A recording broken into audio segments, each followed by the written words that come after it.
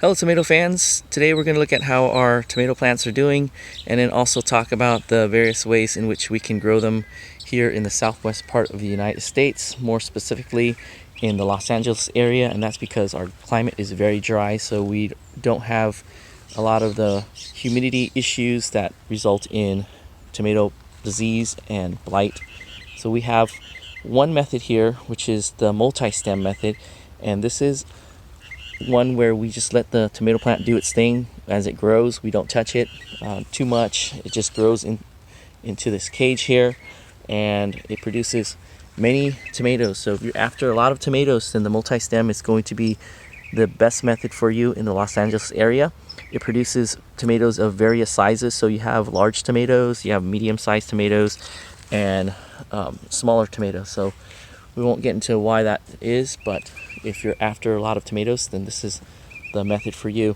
It's also nice if you're a busy person, if you're working and you're in the typical LA traffic, because I know how that is. At the end of the day, you're probably gonna want to just sit on the couch for a little bit, and you won't have time to come out to the garden to tend to your plants. So this is basically let it grow on its own, and you're gonna get a bunch of tomatoes. You don't necessarily need it in a cage. Tomatoes grow like weeds here. Just let it flop over, they'll spread out, and you're gonna get tomatoes all over. So this is one method. The other method is my preferred method, which is to grow it single stem. And when you grow it single stem, you allow the plant to grow, and anything that protrudes out, they're called suckers or lateral growths, and those are growths that we remove, and it grows into one big strong stem here. Over there it's a little bit more narrow, so this grows into one long tall strong stem, and it produces uniform shaped fruit. You're going to get them a little bit bigger because you're not spreading out that energy the root takes up and the leaves take in from the sun to multiple tomatoes, but rather fewer tomatoes at a time, so they tend to be more uniform, and you get fewer tomatoes. So that's nice if you don't want to end up with a lot of tomatoes and don't know what to do with them. But the downside of this method is that you have to train it and come out and make sure you remove the suckers. With our single stem and using a garden pole, which this garden pole is amazing. It's pretty inexpensive. We can set it up and take it down pretty quickly. But then there's work on the other end, which is to come and make sure we're on top of the training and have to be really gentle about bending and shaping this thing around. Basically, we're wrapping it around the pole to not break the terminal end of the plant. And if you break the terminal end, that's fine. The plant will make a lateral growth somewhere, and that will become your new tomato terminal end. So the other advantage of the single stem is that if you have animals, and the single stem stays a little bit more compact and away, so we have this much clearance with the single stem versus the multi-stem, which is more bushy, and we already lost a couple of tomatoes to our pet ducks. So that's one advantage and disadvantage. And then you can also grow them multi-stem, and this is, I would say, maybe for a little bit more advanced tomato growers, because what we do is we allow the plant to grow multi-stem, and then we remove any of the lateral growth or suckers as necessary. And as you become more familiar with how your plants behave, then you can remove them or not, these lateral growth. And this is basically if you wanted to control for the size and yield of your tomatoes. So if you have preference for larger tomatoes and for a little bit more tomatoes than single stem, then you can get both by managing your tomato plant. And this is once again a little bit for advanced growers, so we're not going to spend too much time talking about that. I think we can do a whole episode talking about managing tomatoes in a hybrid method.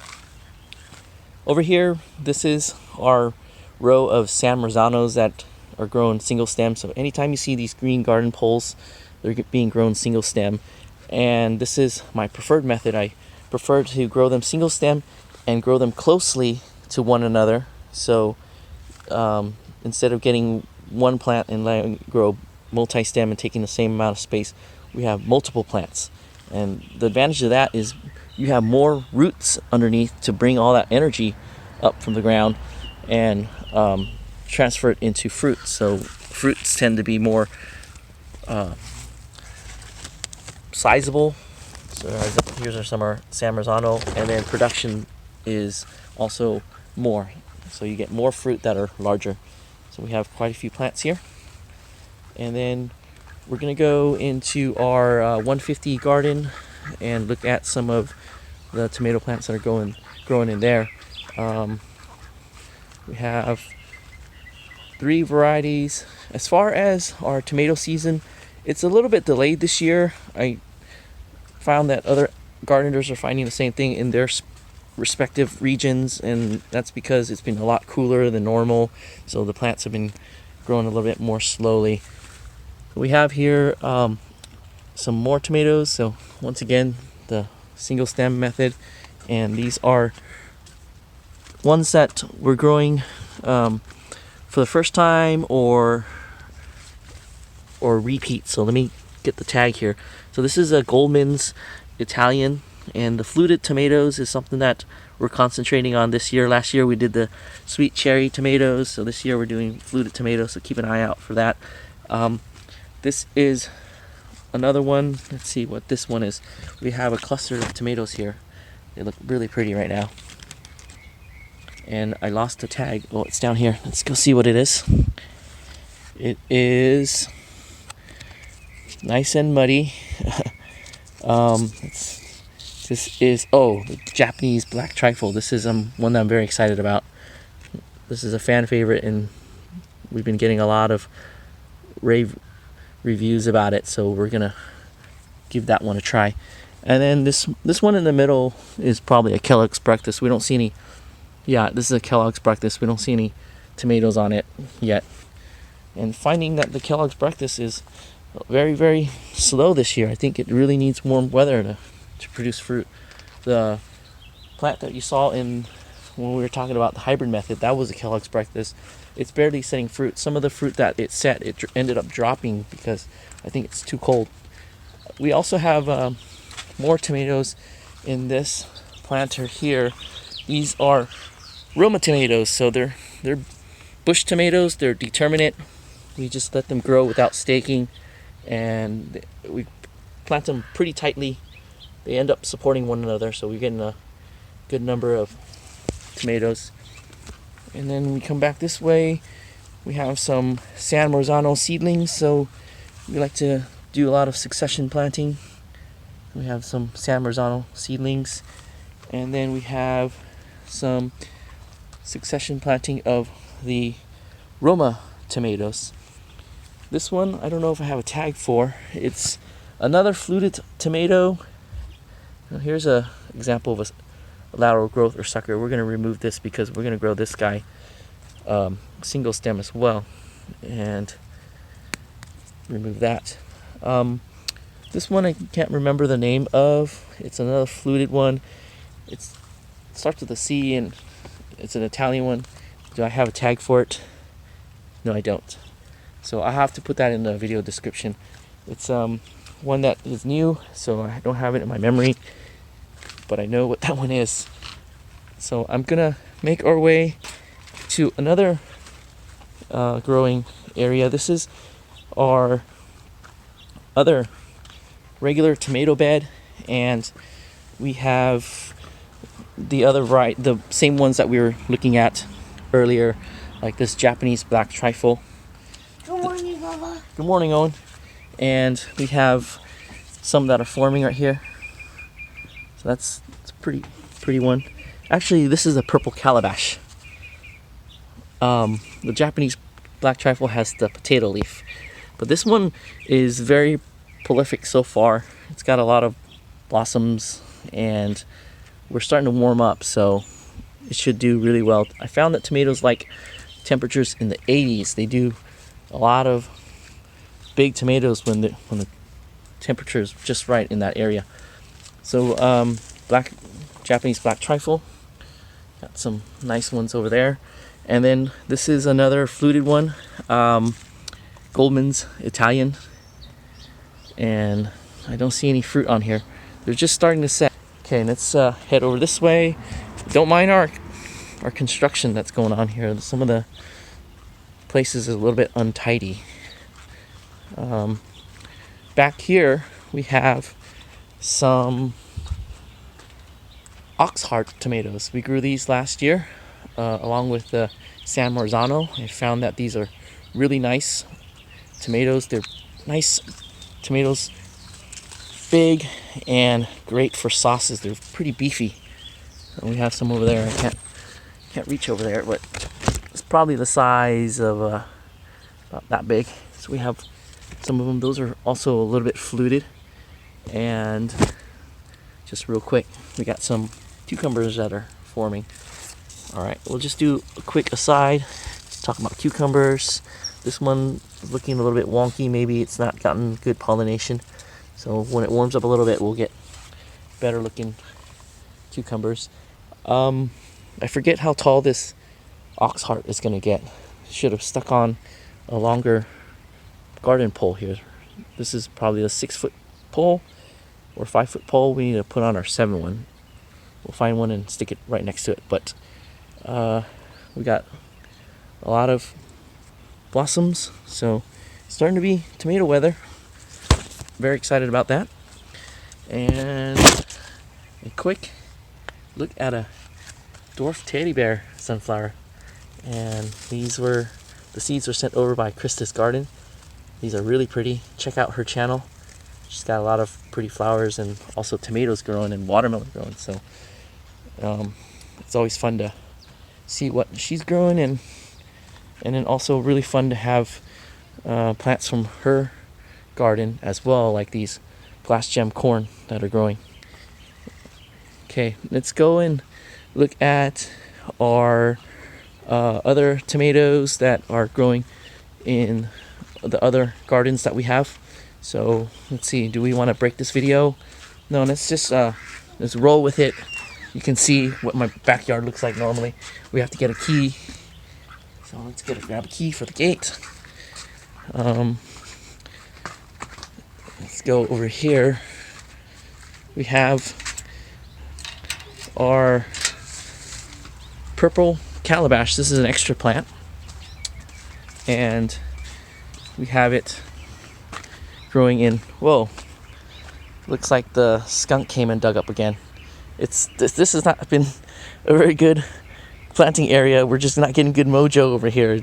We were hoping that this is going to be able to produce something this year, but I guess since we got this purple calabash going, we'll be happy about this spot. So for those that are familiar with the resort garden, you'll know what I'm talking about.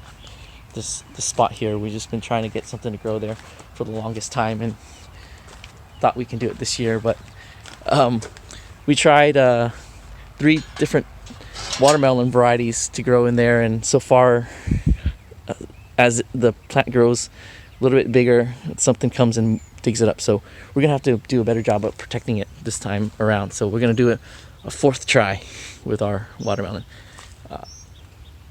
Artichoke.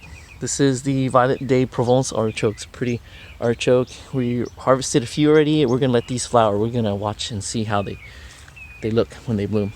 Okay, our front yard, we have our garden. This is a new spot, and we have corn that's growing, wheat underneath in front of the corn. We have some turtle bean. Those are bush beans. Between the row of corn, we have some yard-long bean that's growing.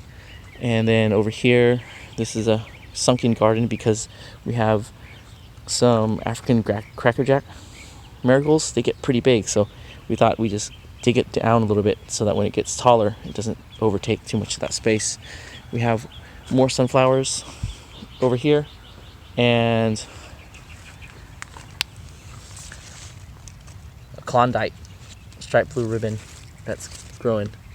So we also have potatoes there, and sweet potatoes. So this is a garden that's got many things. The Seneca red stalker corn, this ornamental corn. We got some good sized ears this year.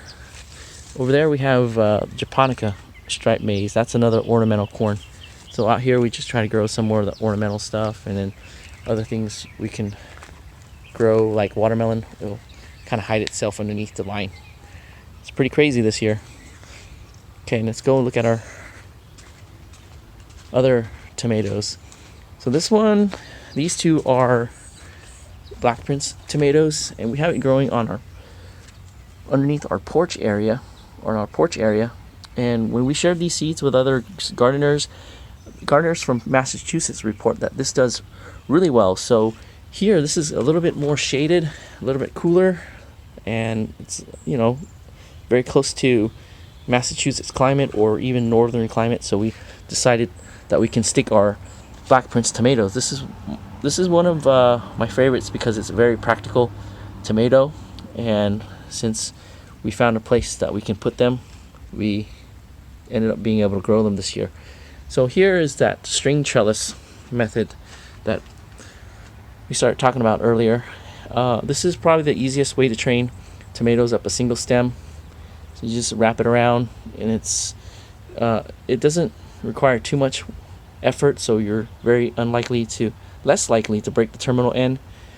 And the downside about the string trellis is it takes a little bit more effort to set up. So unlike the garden poles where you can just put it down, the string trellis will take a little bit more effort, but it is a lot easier to train your tomatoes. So that's our last method. And we have if you saw some of the products that we use that look like cages or planters, we're doing product testing, so I'm not really at liberty to comment on them. So if you have questions, I can tell you where you can buy them, but as far as my endorsement, I won't be able to give it to you. So that's going to be our tomato tour today, and a little bit garden tour. And we have warm weather coming up. We're going to be heading off to camping, so we're not going to see our Cherokee Purple ripen, but rather our garden sitter is going to get to taste them and enjoy them as a perk of helping us keep our garden happy with water. So until the next video, thank you as always for coming out and checking out our plants and seeing how they're doing. And for all the tomato fans, I know that the weather is going to improve and your tomatoes soon. So if you'd like to comment on what you're growing this year and what varieties you're growing, please feel free to do so. I'm always curious to know what your favorite one is to grow, and maybe we can learn about new ones to grow for ourselves here in our garden. So until next time, thank you for watching, and see you in the next video.